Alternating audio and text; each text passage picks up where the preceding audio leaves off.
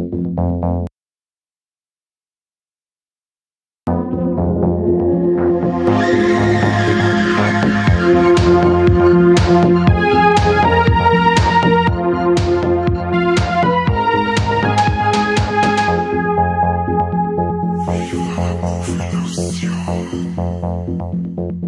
servus und habidere, hier ist wieder der beste bayerische Filmpodcast der Welt, der Viva la Movilusion Filmpodcast, und an meiner Seite die heilige Dreifaltigkeit der Podcast-Szene, der Kani. Servus. Der Corby. Hallo. Und ich natürlich, der Mike, habe die Ehre. Wir reden heute über einen Film, der ja im Endeffekt ist ein Remake, und zwar über Der Unsichtbare vom Leigh Whannell. Und ja, der Kani, der wo sonst allerweise mehr so weit anfährt, der würde jetzt wohl verzeihen, um was das eigentlich geht in dem Film.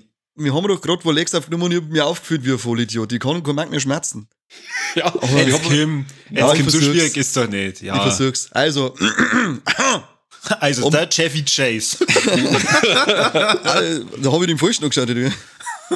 Also bei Der Unsichtbare geht es darum, dass die Cecilia, gespielt von einer unglaublich grandiosen Elisabeth Moss, abhaut aus ihrem ziemlich geilen Haus, muss ich sagen, wo du erst denkst, warum haust du davor ab, bis sie rausstellt, dass ihr Partner, der Adrian, der hat misshandelt, physisch, psychisch, ohne Ende, richtig heftig, flüchtet, hat einen Plan, dass er sie versteckt dabei beim guten Freundführer, dabei auch keinen Kontakt zu ihrer Schwester holt und nichts hören und sehen mich davon. Bis dann auf einmal einen Bescheid kriegt, ich glaube einen Brief vom, war das sein Bruder, den Brief, den es da schon gekriegt hat? Wurscht, auf alle Fälle heißt dann, du pass auf, deine Ex hat sie umgebracht. Du kriegst jetzt ein bisschen Kohle vor ihm, das hat er da vermacht, und ja, sie sagt dann so, nie, das kann nicht sein und kann sich überhaupt nicht glauben, aber doch, da hinten steht die Asche, sagt sein Bruder, der ist hier. Auf einmal ereignen sie aber dann komische Sachen bei ihr oder in dem Haus, wo sie jetzt gerade wohnt, bei ihrem Freund, und dann merkt man schon, ja, irgendwie, glaube ich, ist der doch nicht so ganz hier, irgendwas ist doch da im Busch. Ja, natürlich, der Unsichtbare, wie der Titel schon sagt, gibt's da eine Person, die nicht gesehen werden kann und der Elisabeth, also der Cecilia, weiterhin das Leben zur Hölle macht. Und das halt jetzt auf eine fast, also für mich fast teilweise unerträgliche Art und Weise zum Anschauen, weil mir die so leid tut. Die wird da isoliert von ihren ganzen Freunde und von ihrer Familie, drängt das weg durch den Scheiß, weil natürlich glaubt ihr das keiner, bis irgendwann voll eskaliert und sie entklapsen muss. Ja, mehr mag ich gar nicht dazu sagen, weil der Film wartet wieder sehr coole Twists auf am Ende. Die haben mir noch mal richtig vom Hocker gehauen. Aber zusammengefasst wird sie tyrannisiert, noch schlimmer als zu sichtbaren Zeiten vor ihrem Ex. Und das ist überhaupt nicht schön zum Anschauen. Ja, und vor allem gleich am Anfang, wenn sie flieht und der Mosi dann verfolgt, also da gibt's ja eine Szene, da haut er ja dann einfach einmal mit der Faust so direkt die Scheiben von dem Auto ein. Boah, lecker, da hat's mich gerissen. Da hab ich mir gedacht, okay, von dem da nicht fliehen. Ja, genau, da sitzt da schon da und dann merkst du gleich mal, was der gleich für eine brachiale Gewalt da anwendet, wo du denkst, Alter, das ist doch deine Freundin, Frau, was weiß ich. Wenn's dir mal eine gibst, ist ja okay, aber nicht gleich so ausflippen. Aber ist ja okay. Es hat mit den Schocks schon ein wenig weit. Ich bin ja zum ersten Mal so richtig der Schrucker, Stichwort Hundenapf. Ach so. Ja, da war ich dann beruhigt, weil ich mir gedacht habe, ach, wenn ein Hund vorkommt in dem Haus, da wird nicht so schlimme Sachen passieren. Also was war denn gleich wieder beim Hundenapf? Da ist der Gegengrand.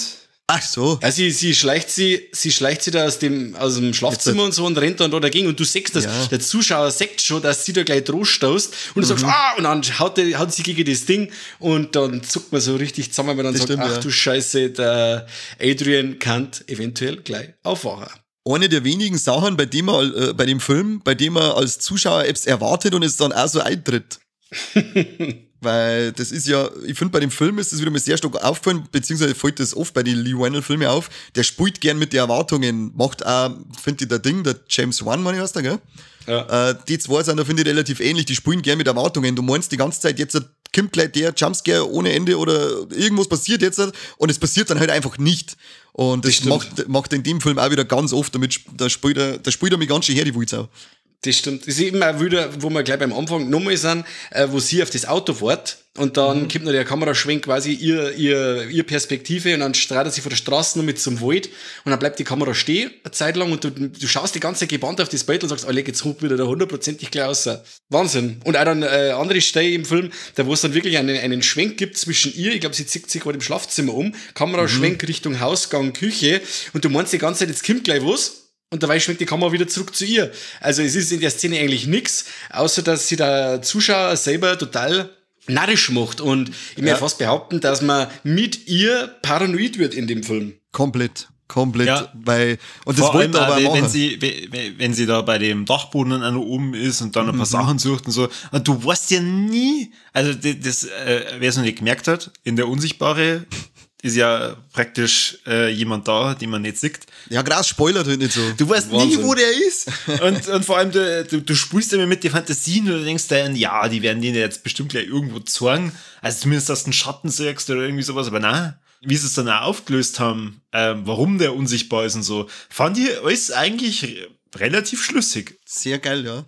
Was auch cool ist, weil wie wir jetzt eben schon die ganze Zeit sagen, du sitzt den ganzen Film da und denkst da muss jetzt irgendwas sein, weil umsonst zeigt er das nicht so. Und da habe ich ein bisschen nachgelesen über die Entstehungsgeschichte und er hat halt gesagt, fast in jeder Szene, in der man meint, dass er da ist er auch da, aber er tut halt einfach nichts in dem Moment die ganze Zeit. Es ist ja immer nicht so, zum Beispiel jetzt nicht der Fokus auf die Cecilia gerichtet, sondern die ist immer ein bisschen so außermittig, damit links hinten im Eckel nur ein Platz ist, einfach nur ein lauter Raum.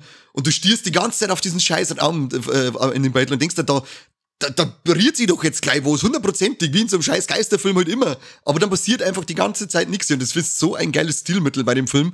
Das hat er so unglaublich gut durchgezogen, dass und da bist du die ganze Zeit so fixiert auf die scheiß Leinwand, dass wenn was passiert, dann ist wieder mit Zeit, dass der Toten in Bauchhöhle aufschießen, weißt du, so heißt. Ja, richtig. Besser hätte ich das Gefühl nicht beschreiben können. Ja, so ist es aber. Ich sag gerade die Szene am Speicher mit der Farbe. Ja, Walleck mich am Arsch. Ich hab den im Kino gesehen und wir sind eine Reihe Leute gewesen und das war wie eine Laola-Welle. Laola-Welle der Hoden. Selbst die Weiber hat es in den Bauch geschossen.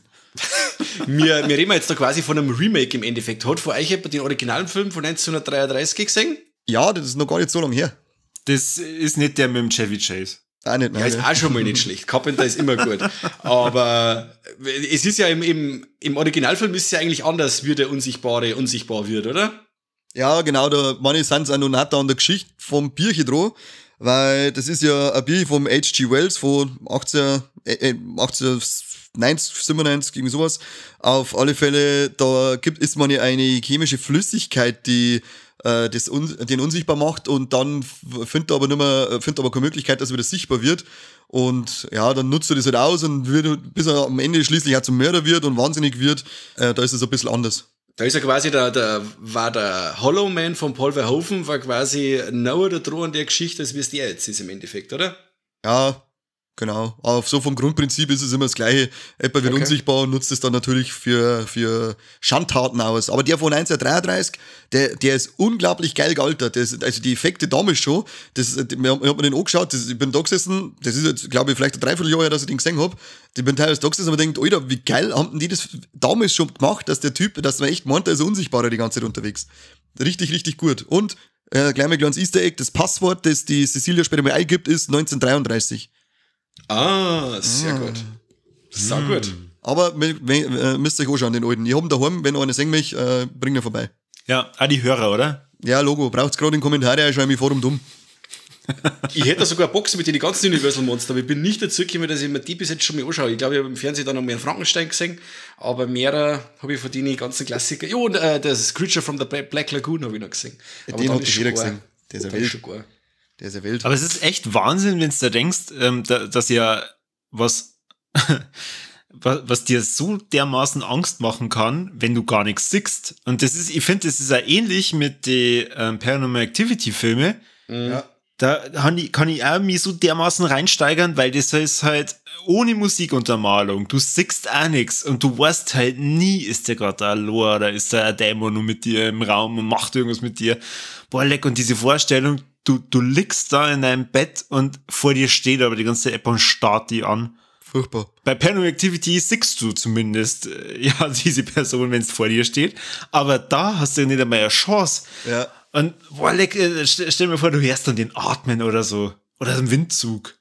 Sie haben sich ja daran orientiert an der Machart von Paranormal Activity, weil sie gesagt haben, der hat ja auch funktioniert, ohne irgendwie groß krasse Effekte umeinander zu hauen und alles mit den Händen zu machen. Und da haben sie sich eine ordentliche Scheibe davon abgeschnitten, haben sie in einem Interview gesagt. Was dem Film auch zugute kommt. Auf jeden Fall. Es gibt ja bestimmte Szenen, wo man dann sagt, oder wo man dann weiß, wo er im Raum steht oder wo er gerade ist. Zum Beispiel, wenn sie in der Nacht rausgeht und dann sagt man ihren Atem und dann ist man auch die ganze Zeit am Schauen und Dinge, auf einmal kommt hinter ihr auch, beschluckt sie auch der Atem quasi, dann sagt man, dass er direkt hinter ihr steht. Oder in der Szene, wenn sie im Zimmer vom Kind schläft und auf einmal reißt sie da das Bettlaken weg und dann sagt man ja quasi auch, sagt man dann einmal so die Abdrücke von den Pobacken in dem Sessel und dann wiederum sagt man aber dann auf dem Laken stehen und so. Und das ist halt dann wirklich auch, weil, wie gesagt, sie weiß ja nichts von der ganzen Geschichte, mir wissen wir als Zuschauer mehr als sie und ja, Wahnsinn. Also das mit dem Laken ist eine von den besten Szenen vom ganzen Film, finde ich. Die ist richtig stark, ja. Und weil du vorher Universal Monsters angesprochen hast, es war ja mal geplant, ein Dark Universe aufzubauen anhand von diesen Universal Monsters, Dracula und ein Werwolf-Sepp und ein Frankenstein-Sepp und wen es nicht alles gibt und Mumie. Und da hätte ursprünglich mal dann auch der Johnny Depp mitspielen sollen bei Der Unsichtbare. Leider, oder du sagst leider, ich sag schon fast Gott sei Dank, weil es ging los mit Dracula Untold, das war schon eine Gurke vor dem Herrn und dementsprechend eine Enttäuschung im Boxoffice. Dann ist die Mumie mit dem Tom Cruise gekommen, hätte die Boxoffice-Misere von Dracula Untold wettmachen sollen, ist aber selber eine riesige Boxoffice-Gurken geworden. Und ich glaube, dass der liebe Wendell gesagt hat, dass für ihn der Unsichtbare nie Teil von dem Dark Universe dann hätte werden sollen, sondern dass bei ihm dann schon die Idee war, einzelne Geschichten über die Figuren zu erzählen und das dann nicht in einem großen Franchise, das dann wieder irgendwie Avengers-mäßig gipfelt, enden zu lassen, wo es auch, glaube ich, die richtige Entscheidung war, weil der Dracula Untold und die Mumie, die sind ja fast unschaubar. Also da kriege ich instant Augenkrebs, wenn ich mir die anschaue und vor mir mit mixed Augen aus. Aber merkt man bei denen, dass die im gleichen Universe spielen hatten? Von der Machart schon, weil es offensichtlich der Fast and Furious Regisseur gemacht hat, und zwar der von Teil 6 bis 48. Ich sag gerade, wenn es den behinderten Bus überschluckt und der Tom Cruise durch die Scheiben während dem Überschlagen einspringt, ja, halt doch dein Maul! Was ist denn das für ein Scheißtrick? Na, hör mir auf. Bleiben wir lieber bei Unsichtbaren. Aber handlungstechnisch siehst du jetzt da praktisch gar nichts, oder? In die Mumie und in Dracula Untold. Also Dracula Untold habe ich auch gesehen, ich hab mir dann gedacht, okay, warum hat man jetzt das gemacht? Genau, warum hab ich das jetzt gerade gemacht und angeschaut? Also der war ja echt seltsam. Furchtbar. Also da fand ich ja die Handlung einfach nicht gut. Da war nix gut. Und vor allem, weil der kleine Bub von Game of Thrones immer mitgespielt hat, der Zickzack-Sepp. Ach so, ja. Weißt du, welchen das meinst? Der Rickon, oder? Hat er geheißen, der Rickon? Ja, genau, der Rickon. Da weiß ich nicht, wenn ich vor allem den dann mit lange Haare sehe, da denke ich halt nicht an Dracula Untold, sondern da denke ich mir, jetzt schau hier, jetzt haben sie den Stark-Bur ausgeliehen. der Mummy, oder? So heißt der mit dem Tom Cruise. Ja. Den habe ich nicht gesehen, aber der schaut ja ehrlich gesagt nicht so toll aus. Also der ist unfassbar schlecht. Das ist ja echt, das ist eine Frechheit fast, der Film, ich behaupten. Komplett. Das ist für mich eine persönliche Beleidigung gewesen. Als hätte mir der Regisseur angespuckt. Boah, leck. Ja, aber ich hab dir vorhin unterbrochen. Du wolltest bestimmt auf das Boxoffice von dem Film raus, oder? Nicht direkt, weil ich keine Zahlen nicht dazu habe. Außer für der Unsichtbare, der hat dann sehr gut eingehört, weil ich glaube, der hat ein überschaubares Budget von 7 Millionen gehabt und hat dann über 50 sogar eingespielt, ist ja auch und ist aber auch schon während der Corona-Zeit gelaufen, sprich, hat natürlich auch seine Handicaps dadurch gehabt und dafür ist es ein ordentliches Ergebnis gewesen und das hat er auch verdient, weil der wirklich unfassbar gut ist. Der sticht er komplett raus aus diesen unsäglichen vorigen Versuchen, da irgendwie ein Universe aufzubauen. Das ist, wenn die das alle so machen hatten in diesem Stil von der Unsichtbare, dann hat es mir eingelassen, dass man ein cooles Universe draus macht, aber dieses andere Over-the-Top-Scheißzeug von Dracula Untold und seiner Mami, das könnt sich sonst wo hinschmieren. Da helfen euch ja die großen Namen nicht, weil wer war es, der Luke Evans bei Dracula Untold, ist ja auch sehr bekannter Name mittlerweile. bringt aber auch nichts. Und genauso wie hat der Tom Cruise was gebracht bei seiner Mami und eben hätte dann wahrscheinlich, wenn der gleiche Stil beibehalten worden wäre, hätte der Johnny Depp bei der Unsichtbare auch nichts gebracht, weil so ein Scheißträger einfach Gott sei Dank keiner anschaut. Ja, und es muss ja nicht immer irgendein Universe sein, weißt du? Das sind, eben. Im Endeffekt haben es immer noch Horrorfilme. Und was merkst du da mit so einem Universe, wenn du nicht irgendein so einen Action-Scheiß wie die Mumie da rausbringst, da kannst du aufbauen. Dann wird das ja so ein Schmarrn wie die Liga der außergewöhnlichen Gentlemen, wo dann alle zusammenkommen und dann kämpfen sie gegen was weiß ich. Da haben sie alle Universal-Monster zusammen und dann kämpfen sie gegen Godzilla oder so ein Scheißtrick. Aber das braucht keinen Schwanz. Also die Herangehensweise vom Lee Whannell war hervorragend, dass er das einfach für sich stehen lässt das in einem realen oder im nachvollziehbaren Setting spielen. Wie gesagt, die Elisabeth Moss, meine heißt's, die ist unglaublich gut gecastet. Die ist auch jetzt nicht die typische Hollywood-Schönheit, sage ich jetzt einmal. Das ist einfach mal eine normale Frau, die wo wirklich da malträtiert wird und im Endeffekt, alle ihre Argumente wären unglaubwürdig, weil ja im Endeffekt jeder sagt, ja, was verzeihst du denn für einen Schmarrn? Und er zerstört...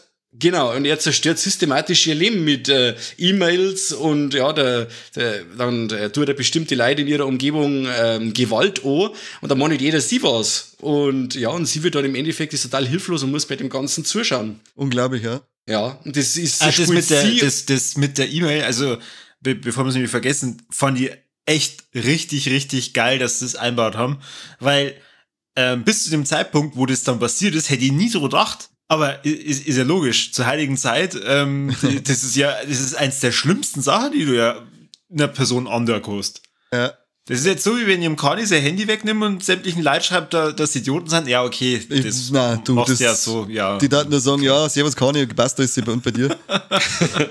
Ja, aber das stimmt wirklich auch mit der aktuellen Technik, auch wenn es dann das Handy findet, und seht dann da Fotos von sich quasi, wie sie schlaft und sowas, für die unglaublich gruselig, wenn jemand von dir Fotos macht, während du gerade beim Rüsseln bist.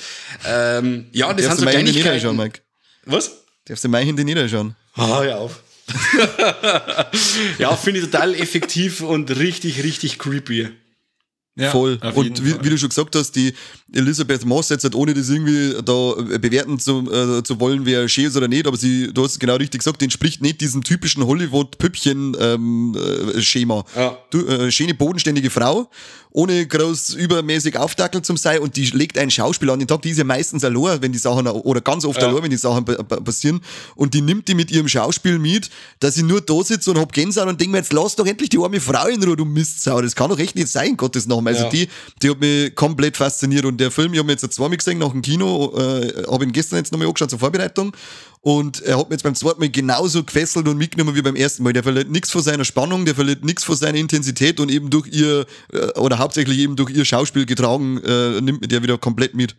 Voll. Ja. Und sie sagt da sogar in einer Szene, warum hat er sich nie ausgesucht? Er hätte so viel haben können, er hat Kohle, er kann sich jede Frau, kann da haben, aber warum ich? Und im Endeffekt hat er sie ausgesucht, weil sie leicht zu beeinflussen war. Sie hat nie wirklich, und es kommt raus, dass sie nie wirklich so großes Selbstvertrauen gehabt hat, und er wollte einfach jetzt müsst ihr mich berichtigen, wie sagt man, gaslighten oder sowas, oder? Wenn man jemanden psychisch von sich abhängig macht oder irgendwie so? Oder Catfishing, oder wie nennt man das? Boah, keine Ahnung, sowas mache ich nicht. Weiß man nicht. Egal. Und wenn dann nicht absichtlich. Also er macht sie, er sagt sie quasi im Endeffekt. Er macht sie hörig, genau. Sagen Sie einfach, wenn du Fremdwörter nicht hernehmen kannst, dann nimm sie nicht her, du Zipfel. Ja, man denkt, von euch hat jemand ein Hirn im Kopf und weißt das, aber dann stöpselt die halt so dahin mit meinem Schmarrn. Nein, überhaupt nicht. Bitte, du weißt, in welchem Podcast du bist. Aber ich. Ja, ich hab mich gemeint, das hat so wegen. Nein. Ja, im Endeffekt, sie sagt sich halt dann selber schlechter, wie es im Endeffekt ist, und macht aber dann im Laufe des Films eine brutale Wandlung durch. Und das finde ich auch total nachvollziehbar, warum sie das dann am Ende so macht, wie sie es macht und wie das ausgeht, weil ich sage, ja, nur so kann das konsequent enden, und sie muss sich irgendwann einmal von ihrem lossagen und muss sich auf die Hinterfüße stellen, weil sonst reißt ihr das ganze Leben lang noch weiter hier einen Arsch auf. Ja, und das sagt ja, glaube ich, ihr Bruder, dass sie, also sein Bruder sagt ihr das dann, dass sie diejenige war, die er nicht braucht hat, und deswegen hat er sie braucht. Genau. Deswegen ist er da so lästig, dass sie abhauen mich, weil es das nicht sein kann, dass jemand sagt, du geiler Typ, ich mag dich aber nicht, auch wenn du geil bist. Und ein Geld hast du auch noch. Also ich war übrigens Single, wenn es war, Adrian. Was bist du? Was Nein, bist das du? darf ich nicht laut sagen, sonst kriege ich das Sackschellen.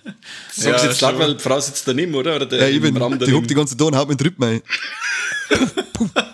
Was ich auch ziemlich cool fand, weil, wie gesagt, also so gruselige Momente stattfinden lassen im kleinen Rahmen, also in dem Haus, wenn es allein ist, kann man ja machen.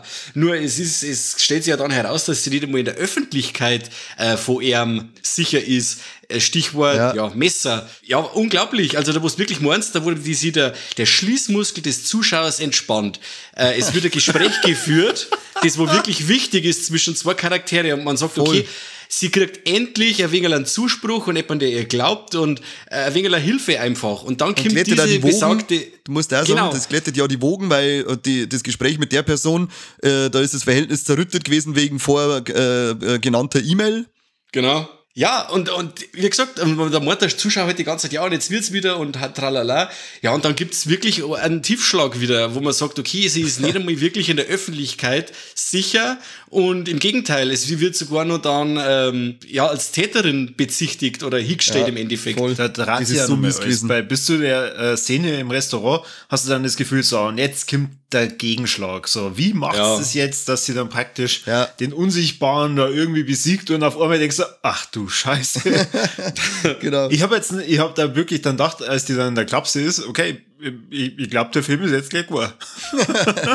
Das wundert jetzt mich nicht, weil so wie die den ganzen Film hergewerkt wird, hätte ich mich nicht gewundert, wenn es heißt, okay, weißt du was, jetzt haben wir sie schon so dreckig besorgt, jetzt lassen wir es auch noch am Schluss in der Klapse verrotten.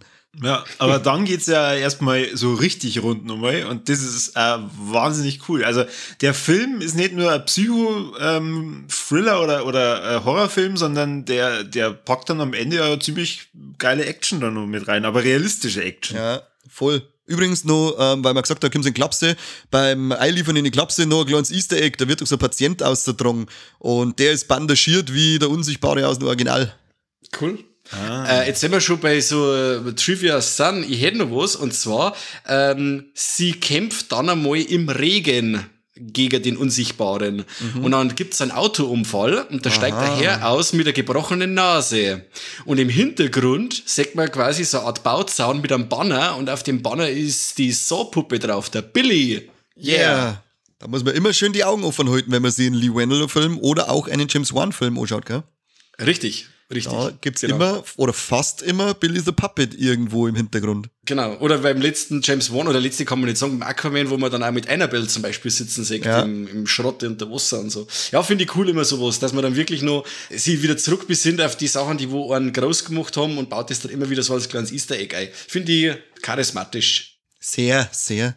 Oder besessen, wenn du das immer wieder mit einbauen musst und du dann denkst, ja, na, ohne das geht nicht. Ja, aber wir kennen doch die Saw-Puppen jetzt in den romantischen... Doch! Doch, und die bringt jemanden um. Ob's passt oder nicht. Jetzt haben wir mal noch eine kleine Spoilerwarnung aus, weil jetzt darf ich mal mit euch noch gern direkt übers Ende schmatzen wollen. Also wer jetzt, ich darf jetzt wirklich ausschalten, wenn ihr den Film noch nicht gesehen habt, leider schaut's aus, weil das Ende, finde ich, nochmal ist ein richtig, richtig geiler Twist oder sogar Doppeltwist oder Dreifach-Twist, Twister, keine Ahnung. Schalt's jetzt aus, weil jetzt drehen wir mal direkt übers Ende. Also, verzeiht's. Also, was ich nochmal, also ich werde nicht direkt beim Ende anfangen, sondern ich hätte da vorne ein bisschen was, also eine Kleinigkeit. Und zwar fand ich das auch unglaublich schockierend, dass sie dann quasi in der Klapse ist und die Diagnose kriegt, dass sie schwanger ist. Von ihm quasi. Und da, wo man dann im ersten Moment dann, wo du dann sagst, ja, okay, es ist in ihrem Blut Diazepam festgestellt worden, sie ist quasi betäubt worden, hat er jetzt vergewaltigt, wie er quasi schon unsichtbarer war und ist da über sie drüber gerutscht und so, was dem beim ersten Mal gemeint, wow, das ist ja richtig krass. Der hat ja, das wird doch nur gesagt, dass er ihr die Pille schon lang austauscht hat gegen Placebo. Ja, aber das kommt ja erst später. Und dann im ersten Moment denkst du, vielleicht hat er sie vergewaltigt, das war richtig krass gewesen. Und das denkst du bist so perverse Sau. Lass mich halt auch mal. Wobei in dem Moment gedacht habe, okay, vielleicht wird sie ja langsam wirklich ein bisschen verrückt. Also, das wäre für mich auch nochmal so ein Twist gewesen, dass sie vielleicht dann irgendwann festgestellt hat, okay, sie hat sich das eventuell doch eingebildet. Und dann, weißt du, kommt der Abspann und dann die erste Credit-Scene und dann merkst, okay, vielleicht aber doch nicht. Ja, aber für das haben wir eigentlich den Filmtitel. Das ist das Problem. Also, wenn du da den Filmtitel schon Unsichtbaren drin hast, dann glaube ich jetzt nicht, dass sie das da noch alles einbaut. Da hätten sie halt ein Fragezeichen hinter der Unsichtbare machen müssen. Ja, Ende, Fragezeichen. Der Unsichtbare? Ja, warum? Na, wieso? Das kannst du doch machen. Das kannst du auch machen und dann das am Ende so darstellen, als wenn es halt die Zuschauer von Anfang an auf die falsche Fährte locken hättest wollen. Hätte, Fahrradkette. Oh Gott, echt, das ist der Kommentar dazu. Wahnsinn. Ich hätte noch was ziemlich Cooles. Wir haben ja auch noch nicht beim Ende, aber sie versucht sie ja dann quasi selber umzubringen, in dem Wissen aber, oder sie geht davon aus, dass er im Raum ist. Und dann gibt's eine brutal geile Actionsequenz in der Klapse, wo quasi der Unsichtbare gegen ein paar Wachleute antreten muss. Und wie das Ganze inszeniert ist, von den ganzen Effekte, von der Kameraführung, von den Schwenks her, unglaublich cool. Also die Szene fand ich mega, mega cool. Weltklasse. Die war echt gigantisch, geil. Das habe ich auch richtig gut gefunden. Ja, übrigens, die Selbstmordszene zensiert in England, damit das, wie heißt das, BBC 15, oder? Oder wie heißt das bei denen die Freigabe? Ja, ich weiß nicht. Auf alle Fälle die Freigabe vor dem Pendant zum NC-17-Rating in Amerika praktisch, damit sie die gekriegt haben, haben sie da, glaube ich, 3 Sekunden oder so vor diesem Selbstmordversuch schneiden müssen. Okay, ja, so gar ist es jetzt auch nicht. Da haben jetzt andere Szenen drin, der Kehlenschnitt an der Schwester. Na, da geht's irgendwie ist da das Suizid-Ding wird da stärker gewichtet. Ja. Okay, und da wollten sie dann praktisch sagen, okay, er möchte jetzt nicht, dass sie duscht.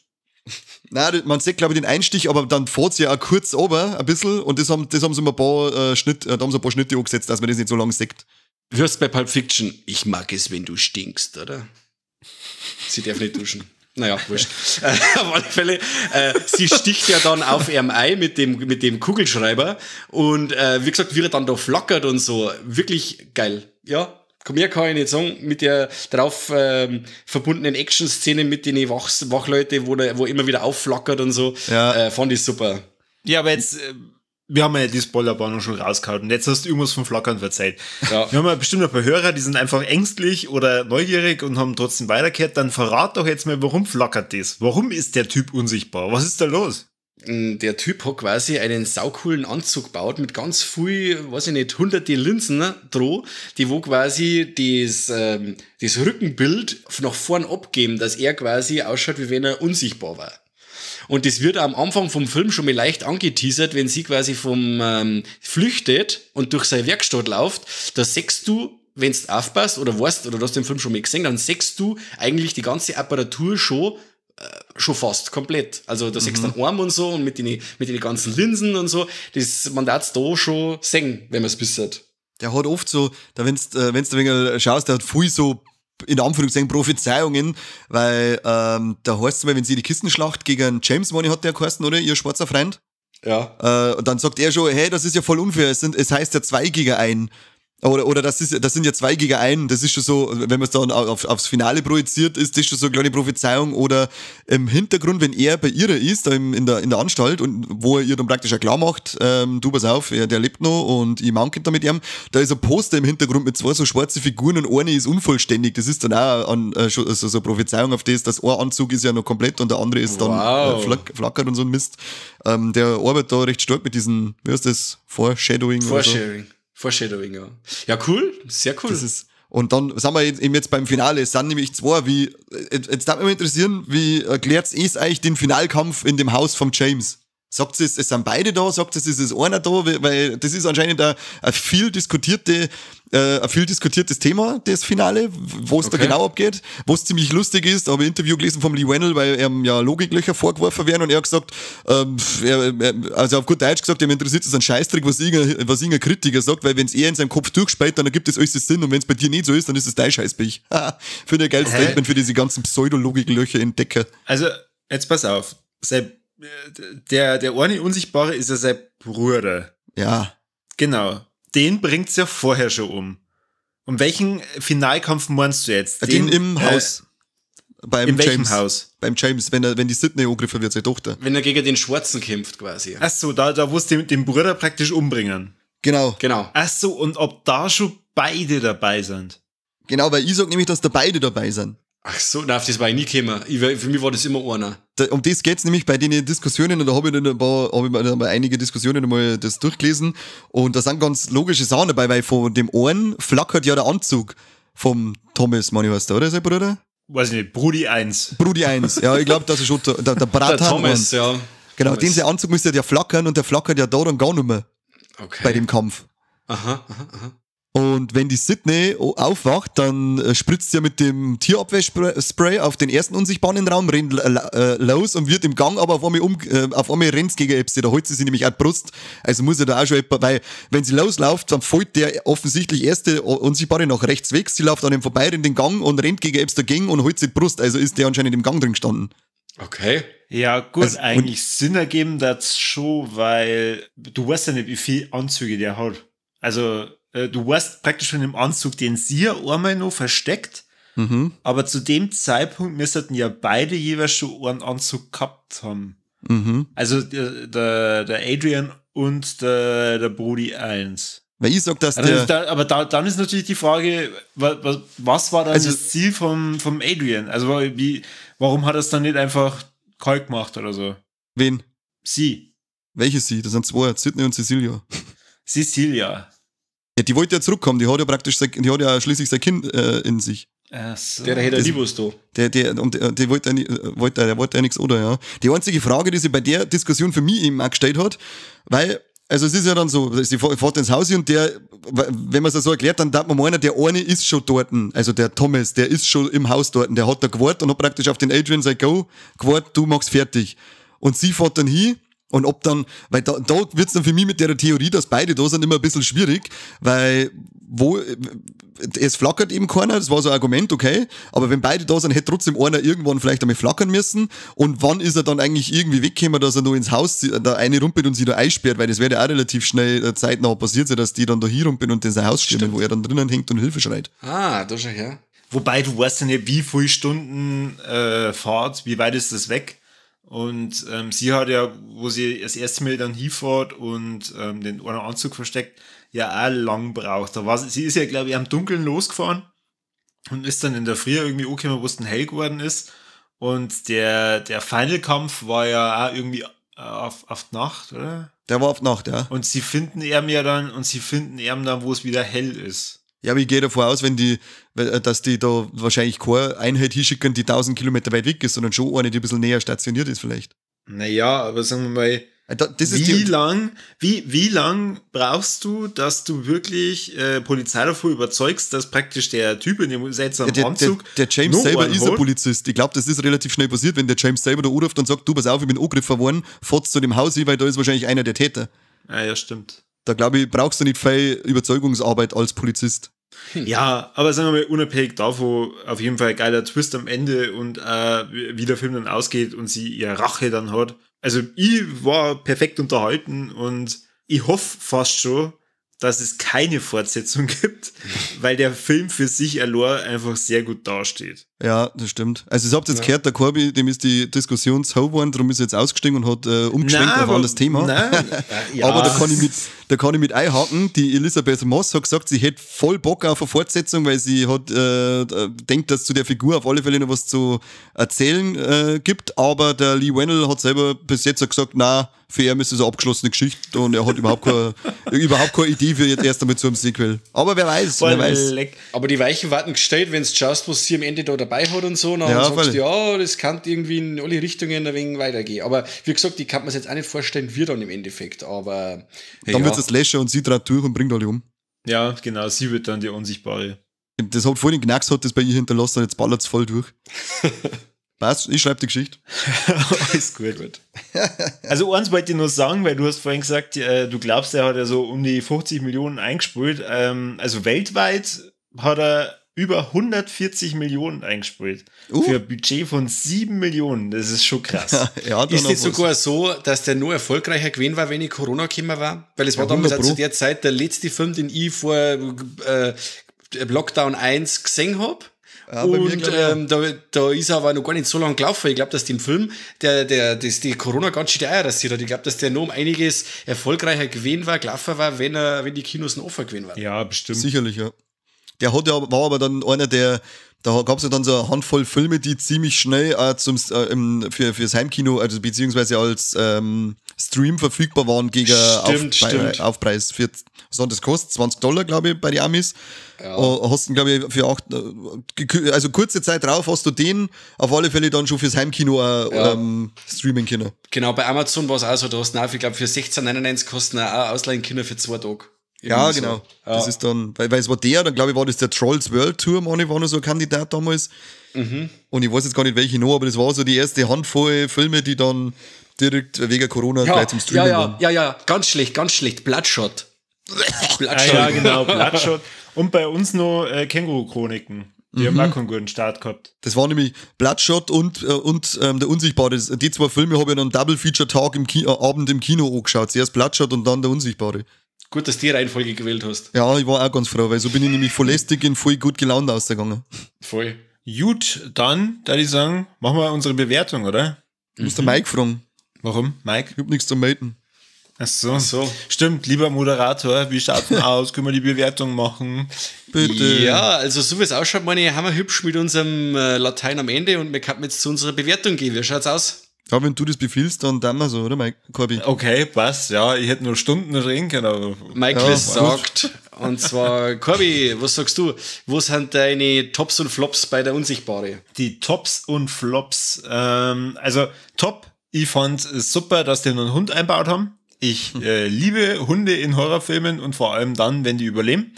Und ich muss mir ja eurer Meinung anschließen, für das, dass jetzt keine extreme Hollywood-Schönheit ist, hat sie echt einen richtig geilen, authentischen Job gemacht und hat sehr viele Punkte bei mir gewonnen, die liebe Elisabeth Moss.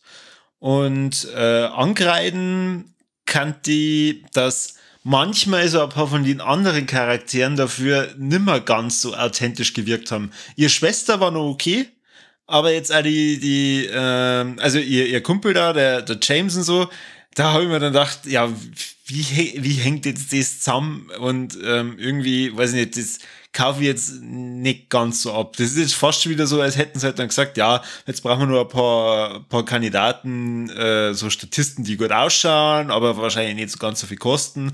Haben wir die nur mit eine. Und dann dafür der Adrian, ein hundskreisiger Typ.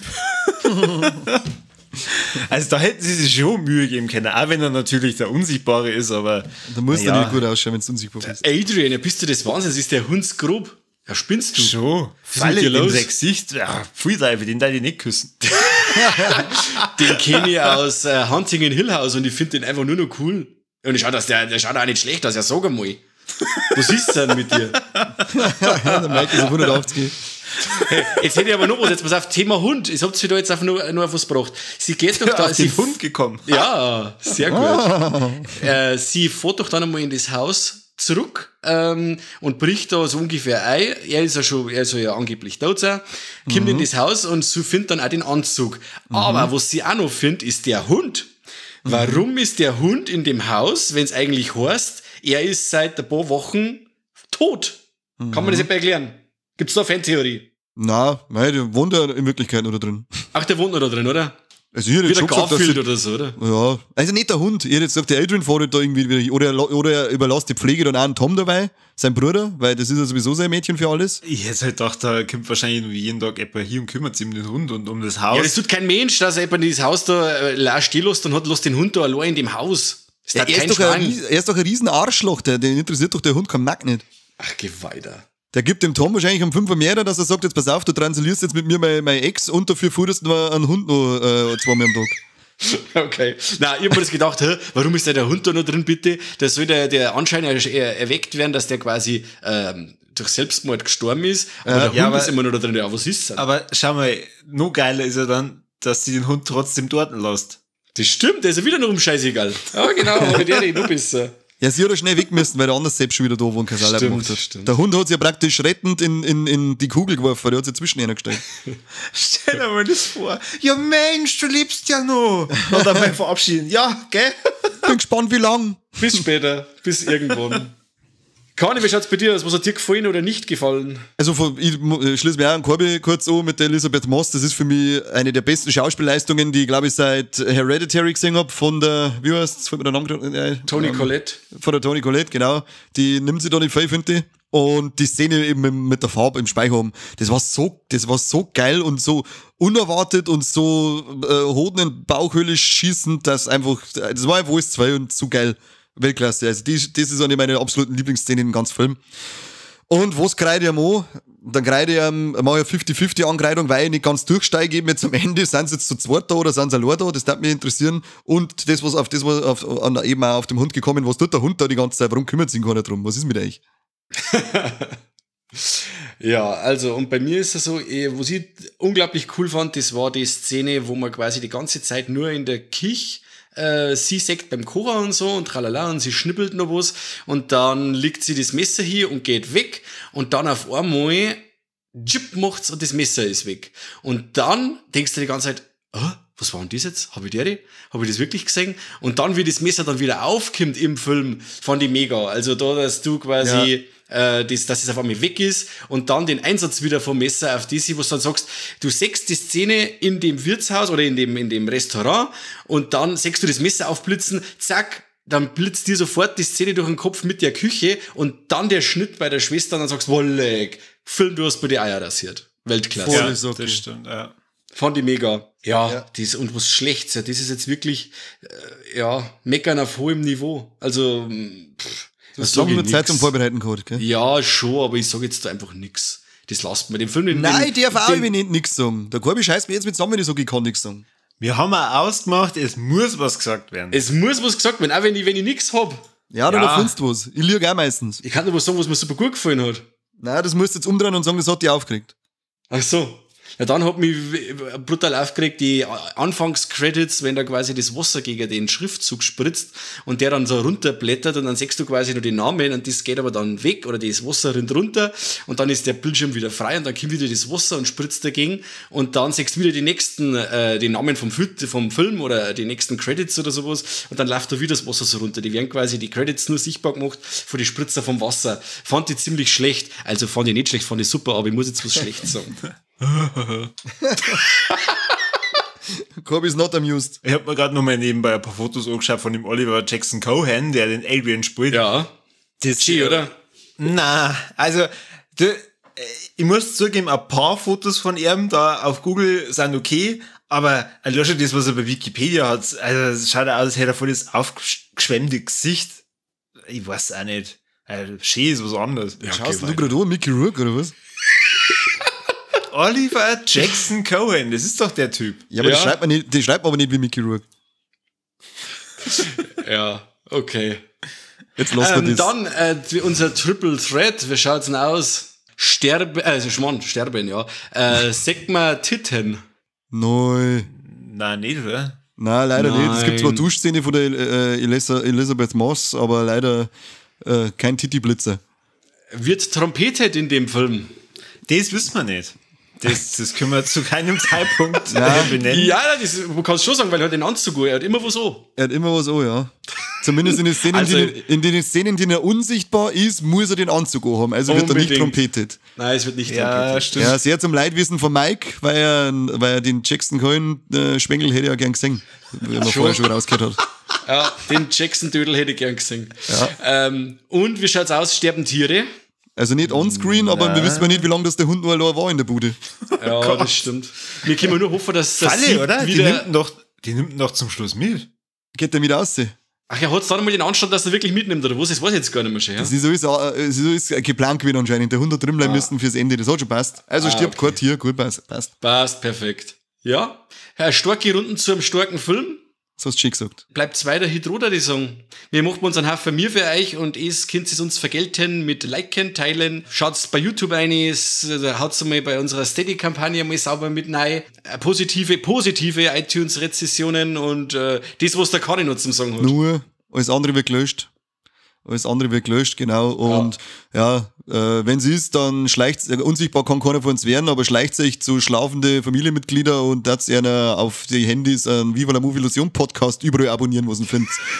Und wenn's richtig geil ist, dann schließt über ihre Handys das größte Abo auf Steady ab. Die haben wir's Geld. Und wir brauchen es. Genau. Und schaut sich an Oliver Jackson Cohen an und sagt uns, ob der schön ist oder nicht. Ich sag, der ist Nein, das sag ich jetzt nicht. Hart. Also, ja, total hart. Ja, der ist richtig hart. Ach, also ich schaue mir gerade an und ich würde sagen, wir nehmen jetzt eine kleine Nummerfolge auf, aber dazwischen brauche ich mich kurz. Also, vielen Dank fürs Zuhören, macht's es gut, bis zum nächsten Mal. Servus. Ciao. Adieu.